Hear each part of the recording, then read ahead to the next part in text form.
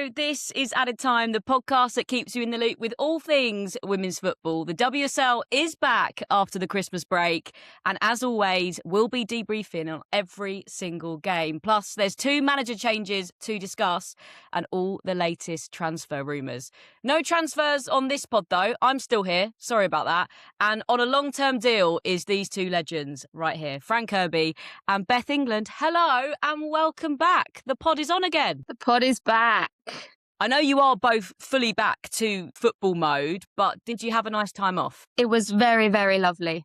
It was much needed. It was a little bit chaotic in terms of travelling and then relaxing. So that was a really good mix for me. So I was very, very happy with my time off. Mine was kind of time off, if you call it that. Our running programme wasn't really much fun. So no, ours either. No. Yeah, that wasn't fun. But no, it was really nice to see family and spend some good time together. So it was lovely. How was yours? So nice. Much needed reset. But what's it like for you guys? Obviously, you've got to do these training routines. I was very lazy, just ate cheese, but you guys can't really be like the rest of us. I think it's just part of being a professional athlete, to be honest. But yeah, I was in Wales and I was running up and down a football field on Christmas Day. My mum, bless her, was like my timekeeper, like trying to be a bit encouraging and trying to run up the field with me. I'm like, Mum, it's fine, like just leave me run. But she was doing a great job, great moral support and great timekeeping for me. Bless her. A bit of moral support, that's what you need. Yeah, shout out Lisa, thank you. How about your training programme, Fran? Was it pretty brutal? Yeah, I mean, I think it always is. I think it's, it wasn't like a case of doing something every day, but it was kind of every other day with different kind of setups, different things, gym, treadmill. Obviously, I'm quite lucky that I have my own kind of gym here, so I don't really have to leave and go anywhere to do something. So that was really nice, actually, because it was just kind of like you just nip next door and then you come back and you're done. So yeah, no, it was tough. It was, I always kind of think a little bit like, oh, they're just punishing us because we're not in training. Sometimes that's kind of how it feels a little bit, but no, it was good. And you could see that everyone had done their program when they came back in, which is always a nice feeling as well, because you kind of given that responsibility and accountability to go away from training, and your coach gives you time off, but you still have to do the work and you still have to look after yourself and do the right things. So yeah, shout out to the teammates. So hopefully we still get some more time off next Christmas. Be honest, the 2 of you, have you ever not done the work over Christmas and it's really come back to bite you? No. Professionals, I knew it. Not with you 2. Well, for us, for instance, we had fitness testing before and after Christmas, so I knew for a fact if I was going back in, there's not a chance in hell I'm going back in and being one of the slow ones. So it's just one of them. Okay, you're dedicated. Right then, let's get back to discussing the games, and we'll start by discussing league leaders Man City, who took on the Toffees. Finished City 2, Everton 0. City very much just continuing their dominant run, aren't they? Yeah, they looked really good. I mean, the amount of chances that they had in the game could have probably been 6-0 by the end of it. I thought Courtney Brosnan was a real lifesaver for Everton in the goal, to be honest. And I mean, maybe a little bit of luck with the first goal. I think the deflection takes the ball away from Brosnan, but they look very, very deadly at the moment, and they look confident, and they're putting together the pieces and making it work. And yeah, I mean, obviously Bunny Shaw and Miedemar linking up, it's inevitable when Miedemar gets in them positions. And what I really liked about the finish, she looks before she kind of like decides what she's going to do. So she sees where Courtney Brosnan is. She doesn't just put her foot through it because she's through 1v1. She looks up, she sees the movement, and then she just places it into the back of the net. I think sometimes you might see some people just take the shot because they know that they're 1v1. So yeah, I really like that finish from Miedemar. And yeah, I mean, obviously keeping themselves 6 points clear because they know that Chelsea, that it's highly unlikely they're going to drop more points. Yeah, it feels like the whole team is kind of coming together now. I thought Carolyn was really good for them again. Obviously, sometimes she's been used as an impact sub, but started from the off in this game, really driving the ball forwards, just leaving people for dust. And obviously another name on the starting lineup that would have made City fans really smile is Alex Greenwood. First start back for her after her recent injury. And she brings so much as a player, doesn't she? But also as one of the leaders in that team. Yeah, I think it'll bring huge confidence to City as well, knowing that they've got their leader back first and foremost, but such a pivotal player. Like, Alex, obviously playing with her many times through England or when I was at Liverpool, she's got a wonderful of left foot and she can pick out amazing passes. She'll punch balls through the lines. Going after Christmas, the first game back is usually the toughest because you think everyone's had a bit of a break, everyone's out of their sync. You don't know how they're gonna feel coming back in, but City didn't even look like they'd had a break. As you said, they just come out all guns blazing. Everyone looked like they were on top form, as you said. In a way, City were lucky that goal was disallowed, if we're going to talk about that, because I was like, is it just a bit soft and that they got away? Because if I'm Everton, I'm thinking, okay, 1-1, we could maybe hang on here and just bank up, defend for our lives potentially and try and get something out of the game. But then to have that disallowed and then at the other end, they just go and score, that kind of just knocks the wind out of them. So I felt for Everton a little bit. I feel like the decision making on disallowing that goal was poor, but that doesn't negate all the chances and how well Man City controlled the game. They possessed the ball, the chances they created. They obviously would have liked to have scored more goals.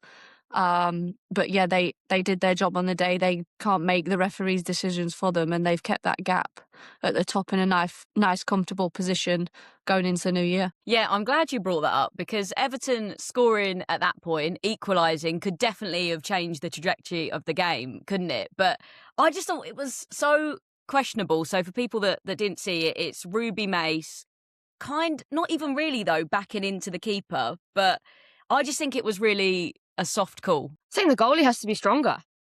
I think, you get put in these positions when you have a player that stands on the goalkeeper. That's your job. Your job is to make it difficult, yes, not to foul, but to make it difficult for a goalkeeper to come and claim it.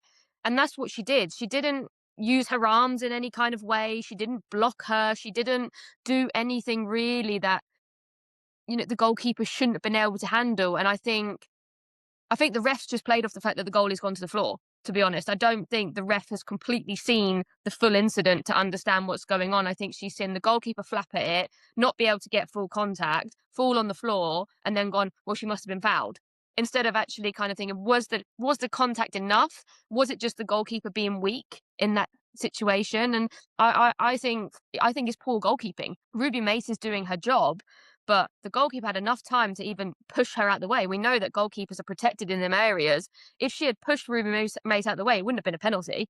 She would have, been able to clear that ball. So for me, it's poor goalkeeping, and I think it's a poor decision as well. I think Ruby Mace has done the job that she's been told to do. As we always say on this podcast, we can probably talk all day about referees' decisions. So, I mean... Right, I'm going to rein you guys in talking about refs. But one more thing I will say on it. The telltale sign for me was that not a single City player was calling for it to be a foul. And it never was. But anyway, let's move on before we all get steam coming out of our ears. Second in the table are still Chelsea after beating West Ham 5-0. There's often talk in football, isn't there, about a new manager bounce, but nowhere to be seen in that game for West Ham. Just ouch all round, really, wasn't it?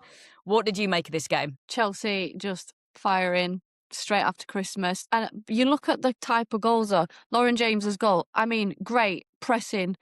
But what the goalkeeper has to do better there. You're already, I think Lauren's was the second goal. You're already 1-0 down. And the last thing you want to do is gift a team like Chelsea easy chances. And she literally has just pressed you on the goal line. Like, just clear lines. She's coming in like a steam train, like, get rid of that ball. And I understand some goalkeepers have the confidence, have the flair with the ball at their feet. But for me, that was just very poor goalkeeping, very bad decision making. And then once 1-2 goals go in, that's it. You just know it's going to be a free for all. And I think it was almost like waiting to see who next was going to get on the score sheet. And I mean, amazing for Chelsea because we have obviously spoken about the games leading up to Christmas. They were looking shaky, a little bit rocky. So they needed that confidence boost, and I think they definitely got it. And then you look the other side of the coin of West Ham thinking, okay, they've been struggling. They need to start and pick up some points. Yes, they've got the champions to face, but what can we do to make this game extremely difficult for them? And they literally just handed them the 3 points with barely a fight. And it makes me sad to see that when a team's fighting. I've been in a relegation battle, it's tough, but you can't lay over like that. And I mean, I've also been on the end of a 5-0 spanking as well from teams, so I know how it feels. But for me, you're a new manager, you want to implement your way and methods of playing, but whether she had enough time to do that before the Chelsea game maybe is a different story. But it was a very, very sorry day for West Ham. Yeah, absolutely. Let's talk about this new manager in question then. Rita Guarino used to coach at Juve. I mean, won 4 Serie A titles there. You know, we're talking a top level manager here. So she'll be looking to really get across her principles and turn that tide ASAP for West Ham. Yeah, absolutely. Look, I think it's probably the hardest game you could probably get for your first game as a manager in the WSL, playing against the likes of Chelsea. But yeah, I agree with Beth. And, you know, watching the game, watching the goals, everything was just so sloppy from West Ham. It was just a case of they just gave Chelsea the ball in really dangerous areas. They didn't react to turnovers. They didn't react to losing the ball in their own box. They didn't react to when even Chelsea did a bad pass. I think for Alyssa Thompson's goal, when the ball goes through and Ellie Carpenter magically comes away with the ball somehow. And it just looked very lax from West Ham. And, you know, of course, I think as a manager, you know, the manager's not telling you to turn the ball over. A manager is not telling you to be casual when the ball is passed back to you against Chelsea, knowing that they're going to be on the front press and they're going to come after you. So I think she would have been really disappointed with what she saw the other day, because I think watching it, all the goals came off West Ham. You know, apart from obviously maybe the first one, it's a bit unlucky that, you know, the ball's hit the back of her foot and it's gone in, maybe that one. But all of the goals came from West Ham turning the ball over very cheaply in their own half every single time. There wasn't kind of like this fight from them in a way of like, right, we're going to take you up the pitch, we're going to try and pin you back a little bit, even if we have to go longer in some instances. It just looked very, very easy. And I think she'll be really disappointed with that, because it was so many loose turnovers. So Chelsea didn't really have to work for it. I think everything was kind of given to them. And of course, you have to take the opportunities as they come, and to score 5 goals, 4-0 at half time, you know, that's fantastic. But you can't go to Chelsea. And like Beth said, you know, we've been on the back end of some really tough results as well, myself included, whether it's Arsenal, whether it's Chelsea, whether it's, you know, whoever it is. And for me, it's just a case of, I don't mind losing like that if I've made you work for it, if you've opened us up, if you've carved us open. What I find really difficult is when it's come off the back of you consistently losing the ball, not taking care of it, making poor decisions. That's when you kind of look at it going, what do West Ham have going forward now, going into this relegation battle, if they're going to continue to turn the ball over the way that they did? And I'm sure she's got more time now to work on it, implement what she wants to work on, hopefully bring in a couple more recruits that she's maybe coached previously who have good reputation with her, good relationships with her, and then hopefully they can start to build something, because at the moment it doesn't look good for them. Yeah, it felt like nothing was going right in that game. I mean, Baltimore scored that absolute screamer, didn't she? But her second goal was that penalty, which was for a handball, which, if I'm honest, I didn't see. And as a Chelsea fan, as we all know, I was very happy on the day, but I don't think that was quite right. Then they try and get on their new signing. And that was just an absolute shambles, wasn't it? Missed out on her debut because she couldn't take her earring out. She tried to tape it up and it was just like, oh, come on, what is this? What a mess. Yeah, it's like earring gate, honestly. Professional football, and I feel like I've read somewhere, whether this is true or not, but she's obviously come out in a statement saying that it was fine in other leagues. Okay, well, honey, this is the WSL, like the referees are a bit busy, like you need to, people should be making you aware of this, like this isn't, like to miss out on your debut. And that's the sad thing, is this girl was meant to be such an exciting signing for West Ham and to showcase what she's going to bring to this team. And that has been completely overshadowed by the fact that she couldn't get an earring out. And it's just another reason to make a mockery of women's sports. And it is actually becoming draining, because like, I would have liked to seen how the girl would have got on and done against them, and like really get into a Chelsea side. And yeah, it just makes me sad that her entire debut was overshadowed and all the chat was around an earring as opposed to what actual football West Ham were playing. So just another day in women's sports, but hopefully she's learnt a lesson now and she gets her earrings out for the next one. Sometimes the refs are a bit much. And I get it, right? These are the rules. But, you know, I sometimes watch the men's Premier League, Champions League. They're playing with all sorts on. They're playing with headbands in. They're playing with, you know, socks that are different colour to their socks, undershorts that are different colour. And then we walk out and they're like, you can't play with that one. You can't play with that. You can't do that. You can't do that. But earrings is something that we've all known since we were however old. No jewellery, no watches, none of this kind of stuff. So for me, it's just basics. It's basics. And people in the team as well should be saying to her, like, okay, maybe it's okay where she played before and she doesn't quite know that maybe they're a little bit more stricter here or whatever. But, you know, people should be looking at her sitting on the bench going, you can't wear that.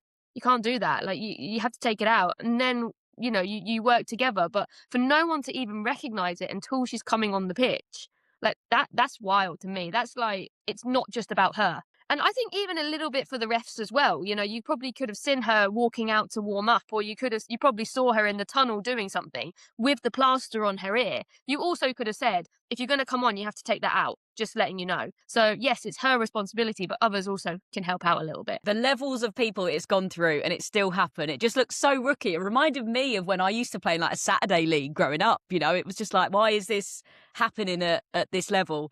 But yeah, Cascarino's debut has been delayed. She kind of became a meme instead, but there we go. Let's dive into Arsenal versus Man United. And I was really excited for this game. Obviously a huge fixture on paper, but wasn't actually the most thrilling in reality. It was all Arsenal pretty much. Yeah, it was flat. And I think it's like, you think, oh, big game, big stadium, like this is going to be the big TV pick, first game after Christmas, like on Saturday, everyone's watching, like we have it on in our gym TVs, like everyone's watching it before they go out to training, being like, oh, what's it going to be?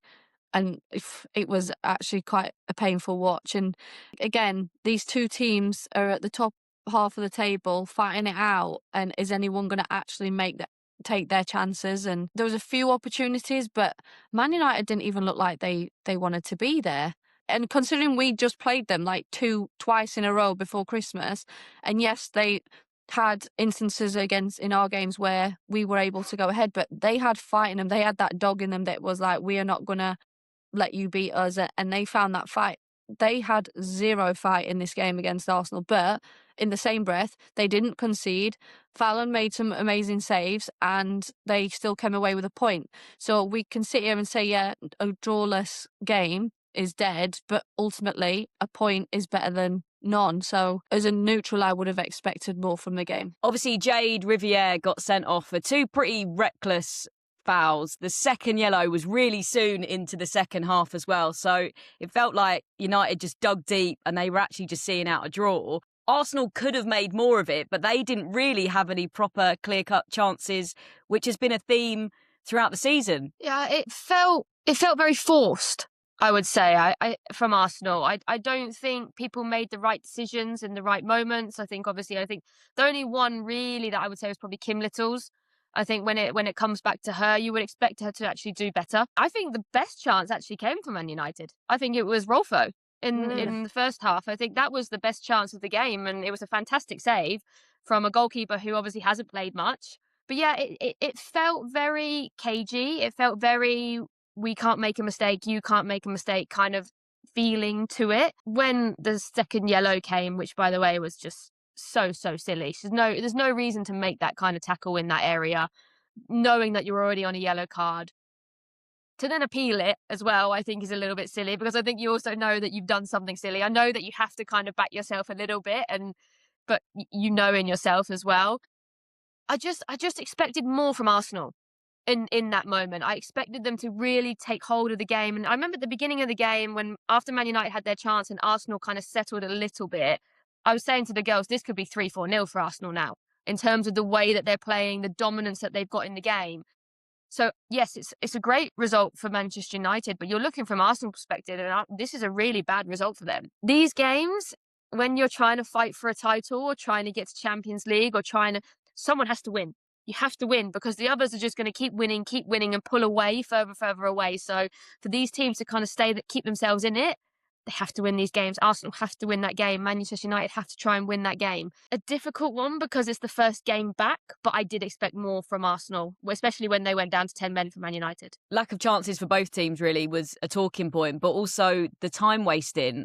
So Riviere goes off, Tullis Joyce goes down, obviously to give United a little bit of time to make a plan. And people do it. It's part of the game, but it's happening a lot in the WSL. If that was me in that situation in my team, I'd 100% want that break as well, that tactical break, and being like, we need to get our ducks in order here, because obviously, as you say, going down to 10 against a team like Arsenal, you'd expect them to come out all guns firing. Granted, they didn't fire as many shots as they probably wanted to, and all credit to Man United for, as I say, seeing out the game with 10 players and getting that point. But you kind of need to know.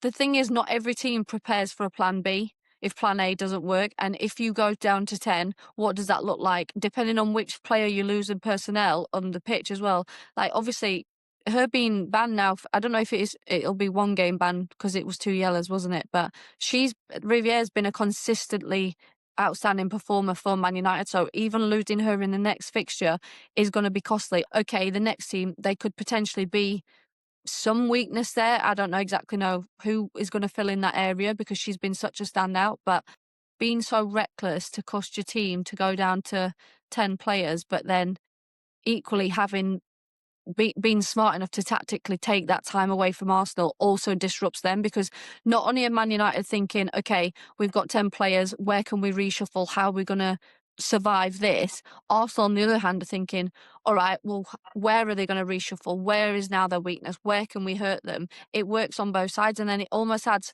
more pressure on the 11 because you think you should be winning against 10. That intensity of more pressure on the 11 scoring, the 10 defending for their lives. Yeah, I mean, like you say, tacticalness. Fans don't like it. They pay to go and watch football. They don't pay to see goalkeepers sit on the floor for 10 minutes and waste time.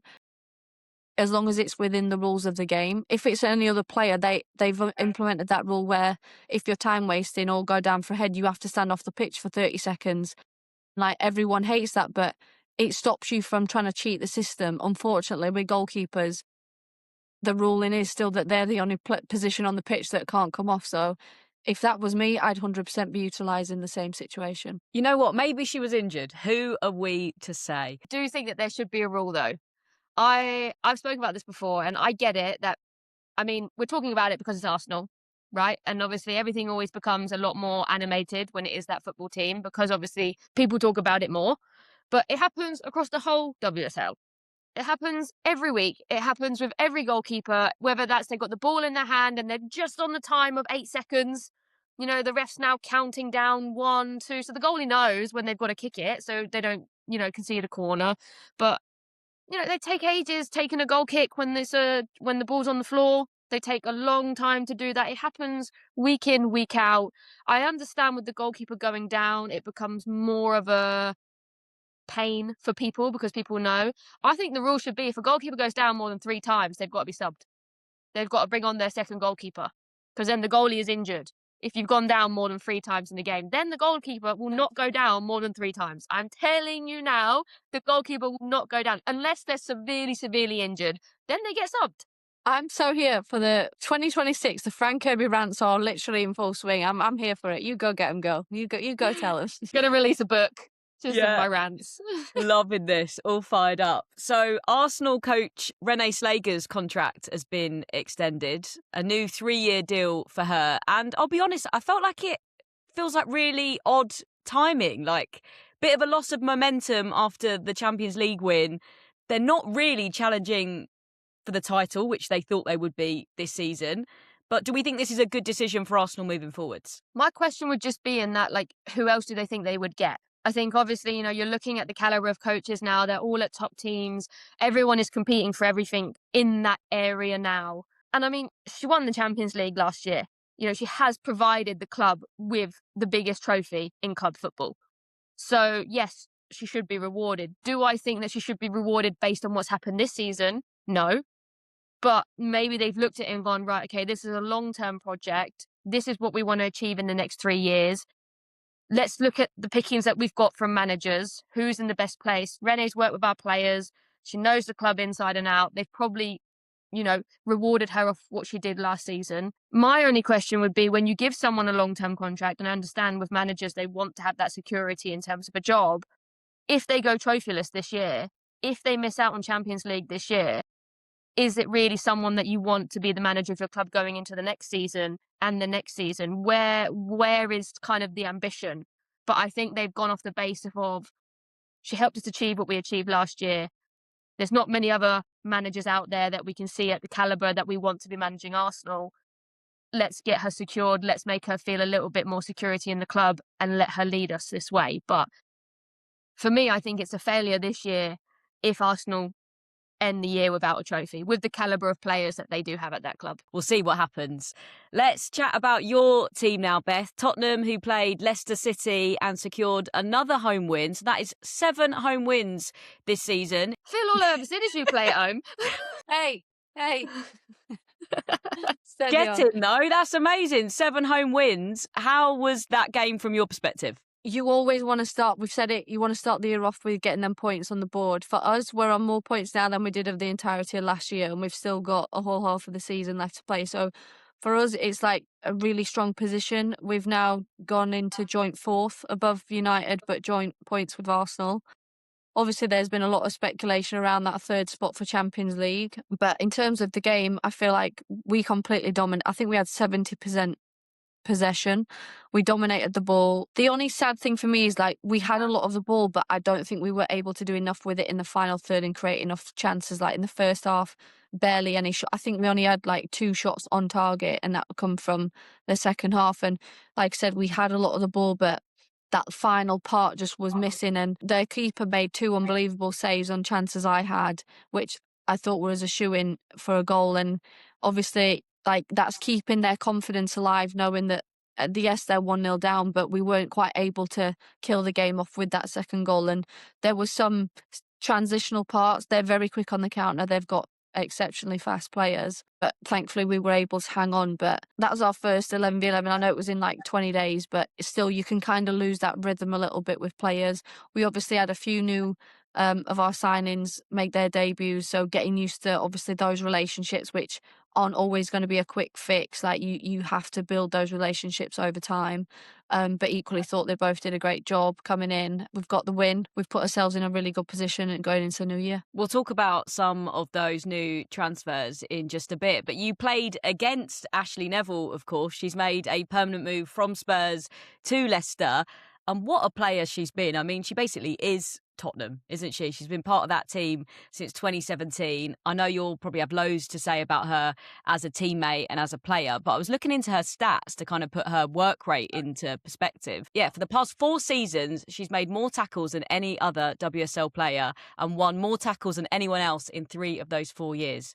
So yeah, was always getting stuck in. Honestly, she's just a phenomenal person. Like, she is going to be sorely missed in that building. I said in my letter to her, she was like the mum of the group. Like, Spurs doesn't seem like Spurs without Ash.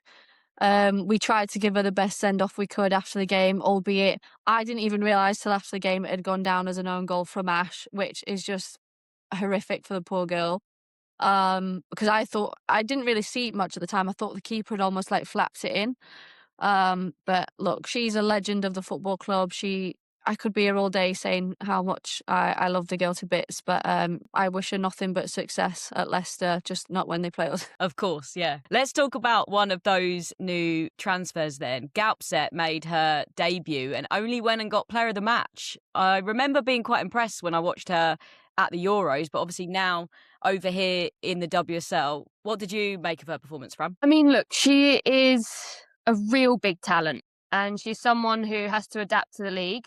Of course, she's come over from Norway, and she played at high level internationally, but obviously playing in this league week in, week out against the likes of, say, a Leicester, the likes of different kind of caliber of teams as well. So I'm excited to see what she can do, and I think she's someone who really drives the team forward. And I think she wants to be aggressive. She wants to make tackles. She wants to drive with the ball. She wants to create things. And I think she's going to be a really big player for Spurs. I don't think we quite saw the best of her in that game, to be honest. I think there's still another level for her to find, but it's her first game in a new team, a new country, learning different ways of working. Obviously, she worked with Martin at Brann, so she knows how he wants to play. She knows where she fits into his system. He gives her confidence. So that will definitely help her in terms of going to another level as well, when you know that your manager's got your back and you kind of feel your way into the team a little bit. So I think there's still more for her to give than what we saw the other day in the game, but it will come with time. We know what a talent she is. We know what kind of player she is. And as long as she keeps learning and digesting the league, it's going to be an exciting signing for Tottenham, I think. Yeah, Spurs have done a lot of business in this transfer window. Micah Hamano also been secured, of course, on loan from Chelsea. She'll just be delighted, I'm sure, to be playing more minutes. And I think she's a brilliant midfielder. How is she settling in, Beth? Honestly, the happiest girl I think I've ever met in my life. Like, I knew her a little bit before, like with like seeing her at Chelsea and stuff, but she's just so eager and keen and just loves, like, if she can stay out on that pitch as long as possible, she will stay out. She's always wanting to do extras. She's really easy in terms of like wanting to learn. Like, she's open to feedback. She just wants to improve, and she does not stop running. Like, you're at the point where you're like, Micah, just stand still. Like, she's literally just like Roadrunner. But no, I think it's going to be great for us in terms of using the type of player she is. She's very tidy on the ball technically, getting in around those pockets. I said she's quite busy, but that can work in an advantage. I think she obviously needs the confidence. I feel like when she came in the other day, it was a bit nervy for her. She looked a little bit shook up a little bit. But I think as soon as she finds her feet in terms of being with our team, she's obviously played in the league, so there's no worries on that. But finding her feet within the team, she'll definitely settle more. And she's got her friend Toko helping her along the way. So yeah, she's been a great signing and really amazing to have around the training ground as well. Although Yeah, I am running out of welcome videos for these new signings. Yeah, I was going to say, you've been busy. You've been put to work. Honestly, taking them all the rules. This is towel washes. This, honestly, I sound like a broken record now. We won't get you to do it now because I'm sure you would No. absolutely perfectly. We've got a couple more games to discuss, including Liverpool against London City Lionesses, who were the other team to ditch their manager. Jocelyn Preacher is gone. I'll be honest, I was stunned when he got the boot. I felt like the performances were really promising, if anything, for a newly promoted side. But then we don't know, I guess, the relationship behind the scenes, do we, with the players, the board, the owner, Michelle Kang, who's very ambitious. Did you think it was like as wild a call as I did? Yeah, I was very shocked. I was really shocked. I think, obviously, we spoke about, London City on the podcast, and obviously they had a really, really tough start to the league. And I feel like maybe she let that go because of the caliber of players that they were teams that they were playing and the players that these teams were playing against. I just wonder if maybe getting a couple of results that she didn't expect, like that she would say we should be winning that game, swayed her a little bit. They lost to us, then they had a tough game against Leicester. So I wonder if it was just these two games where she was kind of like, no, we should be winning them games. And then we need to do something else. And I think obviously it's evident that she likes her Spanish coaches. I think every team that she has now has Spanish coaches. So I wasn't surprised when I saw who was coming in. Obviously, I don't know much about him as a manager, but obviously, she's got a history with employing Spanish managers. So that kind of gives you a hint of the style of play that she wants her teams to do. But yeah, I was shocked. And it's always difficult, I think, when a new manager comes in. And I think you could see that a little bit with London City. They just weren't quite connecting against Liverpool. I mean, I don't think either team played particularly well in that game either. I think it was, I want to say cagey again, but it was kind of more sloppy in some areas. I don't think either team gave their best showing. I think Liverpool will be happy with a point, obviously, given where London City are in the league. I think Liverpool picking up any points right now is giving them a good confidence, that they're progressing in the league. But yeah, I was a bit shocked by the sacking, but she wants to see results and she probably wants to see them now. She wants to be in a position where she's probably where the likes of Tottenham is. That's probably where she sees her ceiling, where they should be right now, and maybe them results swayed her a little bit. New manager Eder Maestre is in, so we'll see how he gets on. Okay, last game, but by no means least, of course. Brighton's game against Villa started with an early goal from a Villa mistake. Then it was 2 Villa goals in quick succession to secure them the win. Pretty super strike that, wasn't it, from Kirsty Hampson? I mean, you might not want to admit it, but...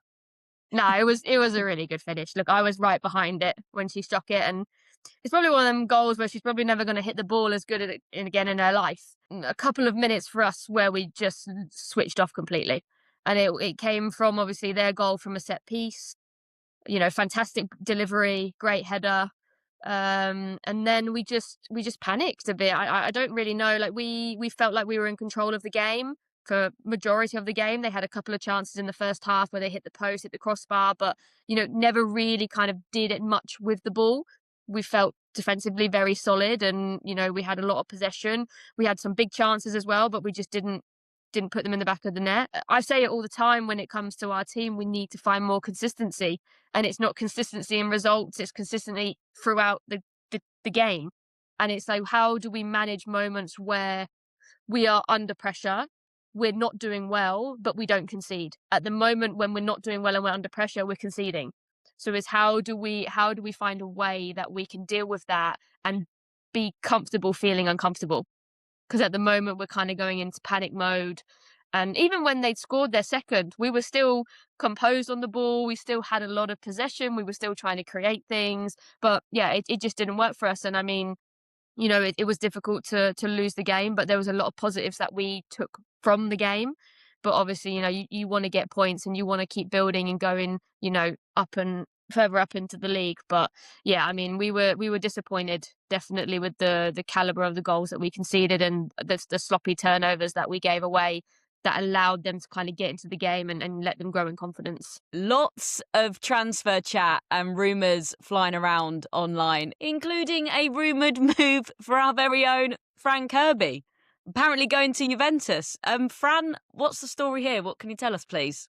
I mean, I didn't know that Soccer Donna did rumor rejection posts. That's a new one. I haven't seen that before. I normally just see the rumor. I don't see the rejection ones. No, look, I mean, obviously as a player, you have to be open to experiencing new things, to going to different clubs. I mean, I haven't played outside the WSL in my career, and to be in talks and rumours with a club like Juventus, with the history of the club, whether that's men or women's, it's a huge honour, and I'm really humbled to be in that conversation. And obviously it's been noted that, Brighton had rejected Juventus's bids for me. So, obviously at the moment I'm still a Brighton player, and, happy to be at the club, happy to be with the girls, and hopefully, we can keep building on this season. But to be linked to a club like Juventus, obviously it's a massive honour, and to be able to have a chance maybe to play Champions League again is something that I've always spoken about in terms of where I still want to go in my career and the ambitions that I have. So yeah, we'll see what happens. But at the moment, I'm happy where I am. I'm not someone who's gonna be unprofessional about anything. But obviously, when you have a club like Juventus that comes in and wants to talk to you, it's exciting as a player. Well, keep us in the loop right here on the podcast, of course. Someone who has gone to play outside of the WSL and done really well is Georgia Stanway, but she's now posted a statement confirming she will be leaving Bayern this summer. Do we think she's coming back to the WSL? No. Probably. Do you not? Well, to be honest, I find it a bit odd that at this point in the season they've already announced that she's not renewing. Like, Yeah. I think that happens a lot in Germany, though. I was talking to a couple of girls who've played in Germany, and apparently it's quite a German thing that you do announce that you're leaving. Because I found that a bit odd as well, but apparently it's quite a common thing that they do announce it 6 months earlier. Maybe so that the club can be like, okay, look, we're in the window. We need an 8 in the next 6 months. Like, here we are. But maybe more clubs are going after and now going, right, okay, let's get your signature on this piece of paper, and it puts a bit more of a bidding war in. Obviously, there's always going to be links to the WSL. Obviously, I know she's heavily linked with Arsenal. Whether or not I think that's the right move, don't know. I'm not her. I'm not privy to where she feels is best for her next. Obviously, I couldn't even believe it's been nearly 4 years since she's been out there, 3.5 years. I feel like time's flown. But I mean, look, the girl was in a position where she wanted to go and do something new, go out of her comfort zone, and credit to her because she's done a phenomenal job out there at Bayern. And obviously she's a regular for England. We all know that. But sometimes, yeah, I can only speak for myself that I think I would struggle being away from home for too long, and like 4 years is still a good chunk of time, so maybe she's just ready to come back. I will say it till I'm blue in the face, I do think this is the best league in women's football, and I feel like it's forever growing, the game's developing, and if you want to test yourself at the highest level, this is the league to be in. Obviously, you still want to be in clubs that are competing in the Champions League, because we all know it's a different ball game when you go up again another level, just like international. But for me, I think that she could be coming back, but I can't see her going anywhere else but England, to be honest, in her style of play and the type of person she is. Yeah, I'd love to see her back in the WSL. I really, really would. So she was the first English player to sign for Bayern's women's team. And obviously, she smashed it over there, helped them win loads of stuff, definitely stole the fans' hearts. The other rumours that are floating around are about Trinity Rodman. Was linked to Lyon for a bit, then to Chelsea. But she's still training with Washington Spirit. So who knows? I just think that would be epic if she came to the WSL. So she's training with Washington but doesn't have a contract in link with other teams. It's messy. How does Money. that work insurance-wise? But anyway, we don't get into that kind of conversation. Ever practical. I mean, I think it would be great to have her in the league. I think obviously you see a lot more of the American players coming over, and obviously you saw Sam Coffey as well get announced today at Manchester City. Alyssa Thompson obviously has done very, very well coming over. So yeah, I think having that kind of caliber of player, I think it will help her massively in her development going forward. I think obviously she struggled a lot with injuries over the last few years, and she probably needs to go somewhere that's going to be able to look after her, help her kind of get herself back onto the pitch and playing consistently. So yeah, I mean, it's exciting. I find it a bit odd maybe that she's still training with Washington. Maybe obviously she probably still has a really good relationship with the people there and probably feels a little bit, that they obviously want to keep her. They'll definitely be offering her contract as well. So yeah, it'll be interesting to see how that develops. Let's see how that one plays out. This weekend, though, it is the 4th round of the Women's FA Cup. So we will debrief on that on next week's pod. Thank you, Fran. Thank you, Beth. And thank you to you guys at home for watching and listening. We'll see you soon. Bye-bye.